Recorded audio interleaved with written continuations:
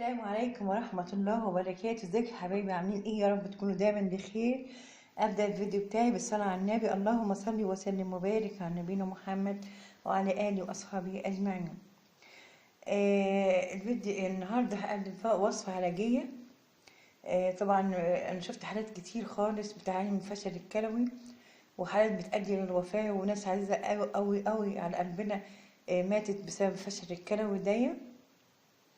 فقعدت ابحث وادور على وصفه طبيعيه، لان معظم العلاجات الكيميائيه اللي هو الحاجات الكيميكال دي مجرد مسكنات حاجات، بس برضو بيغسل. يعني برضو اي بني ادم عنده فشل كلوي لازم بيغسل، والغسيل نهايه الموت. طبعا مفيش حد بيشفى من الغسيل. عمري ما شفت حد كان بيغسل فشل كلوي وشفي تماما، يعني بحد من قرايب. وانا كمان الوجع قلبي قوي قوي قوي ان في جارنا بنته شابة صغيرة في ثانوي بتعاني من فشل كلوي وبتغسل.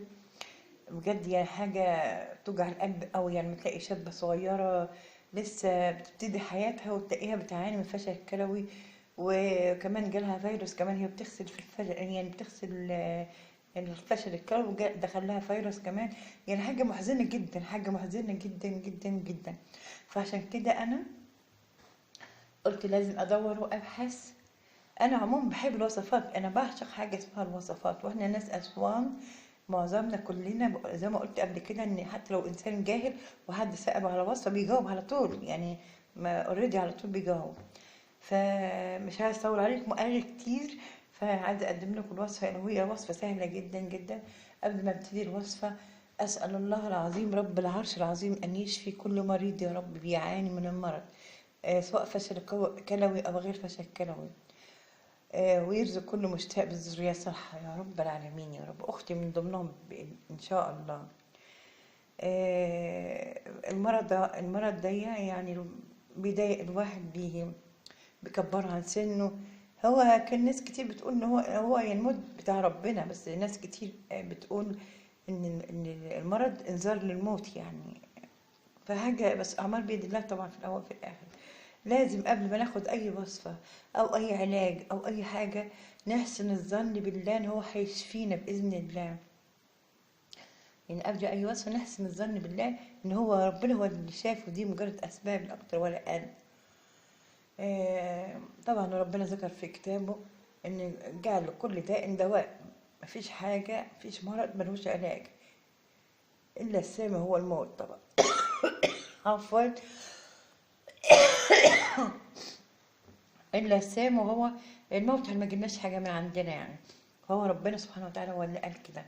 هبدأ الوصفة بتاعتي معاكم يا حبايب قلبي. الوصفة سهلة جدا.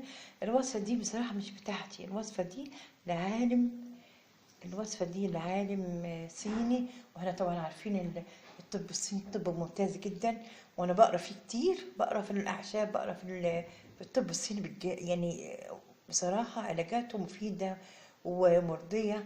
وفي حالات كتير استخدمت الوصفة دي ربنا شفاها شفاء تام. مفيش غسيل تاني فشل كلى ولا اي حاجة، والكلى بتشتغل ما شاء الله زي الفل. يعني ده مش حاجة من عندي، هو كمان عامل ابحاث عن حالات كتيرة جدا شفيت شفاء تام الحمد لله، والكلى رجعت تشتغل زي الاول وما احتاجش لاي غسيل. طبعا احنا عارفين الناس كلها اللي عنده فشل كلوي بيروح يلف على الدكاترة وفي الاخر بيغسل. فاحنا بنقدم وصفة صينية من الصين، عشان لازم نقول من يعني منبعها منين.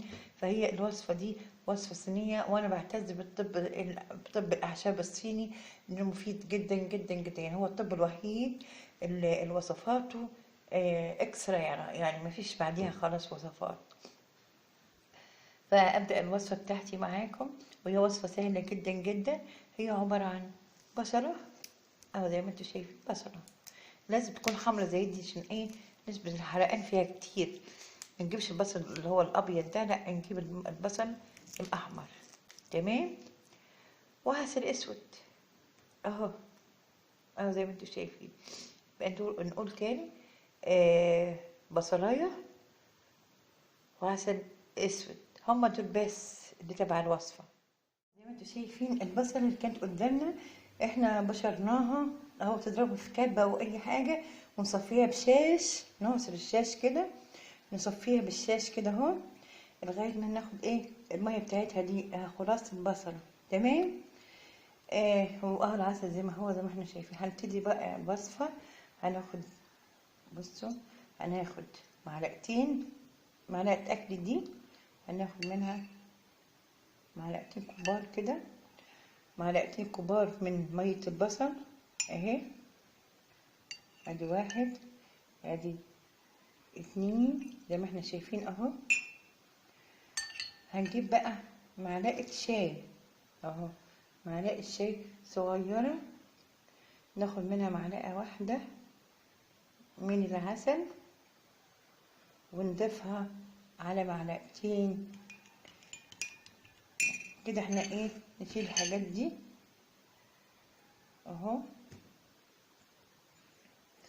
ونجيب بقى ايه نقدم. بصوا اهي دي الجرعة، بصوا نقلبهم كويس قوي كده مع بعض زي ما احنا شايفين كده اهو.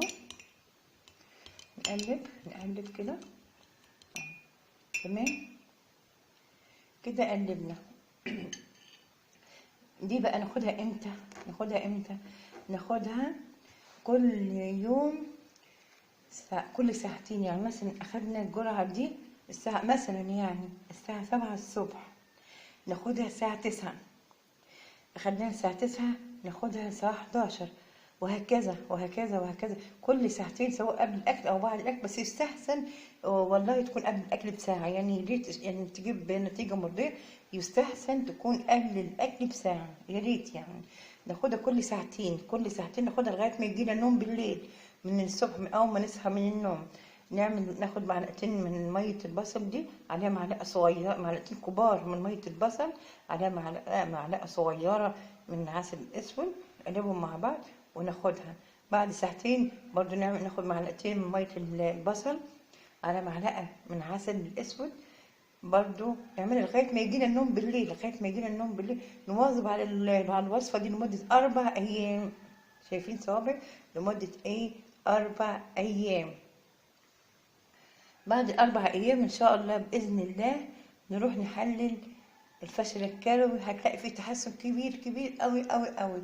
بعد ال4 أيام ما يخلصوا، يعني هنستمر كل ساعتين كل ساعتين. عشان بوضح اكتر، مش برد، انا بوضح الوصفه اكتر عشان نفسي تستفاد منها ناس كتير قوي. ويا ريت يا ريت يا ريت تشيروا الفيديو ده عشان ناس كتير محتاجاه قوي والله العظيم. يعني انا بتعب نفسي واقرا في الطب والاعشاب وحاجات زي دي عشان اجيب لكم وصفات مفيده تفيد ناس كتير. فبصوا بعد 4 أيام خلاص ما خلصوا، بناخد ايه بقى؟ بناخد معلقه واحده، بناخد معلقه واحده. ركزوا معايا بالله عليكم. بناخد بقى مع عدى 4 أيام وحللنا والحمد لله لقينا في تحسن. بعدها بقى بنفضل ناخد معلقة بصل واحدة. ركزوا معايا، بنغير الجرعة. الأول كانوا معلقتين بصل ومعلقة صغيرة عسل أسود، لا دلوقتي بعد 4 أيام والتحليل وكلام من ده هناخد معلقة واحدة بس، معلقة واحدة بس من مية البصل. وناخد ربع معلقة صغيرة من العسل الأسود. هقول تاني والتالت ورابع عشان الناس تركز معايا. بعد 4 أيام حللنا وتمام تمام وتحسنا اوكي تمام. بعدها بناخد معلقة واحدة من مية البصل، معلقة واحدة مش معلقتين، معلقة واحدة كبيرة من مية البصل وعليها ربع معلقة من العسل الأسود. نستمر على معلقة البصل وربع معلقة العسل دي لغاية ما نشفى شفاء تام، وإن شاء الله يكون عاجلا بإذن الله تعالى. ويا رب يكون الفيديو ده في ميزان حسناتي وأفدكم بوصفات علاجية كتير قوي إن شاء الله نافعة للناس. ويا رب الفيديو يعجبكم، وما تنسوش يا حبايب قلبي قبل ما امشي اللايك والشير والسبسكرايب وتفعلوا كمان الجرس تختاروا الكل عشان يوصلكم مني كل جديد. والسلام عليكم ورحمة الله وبركاته.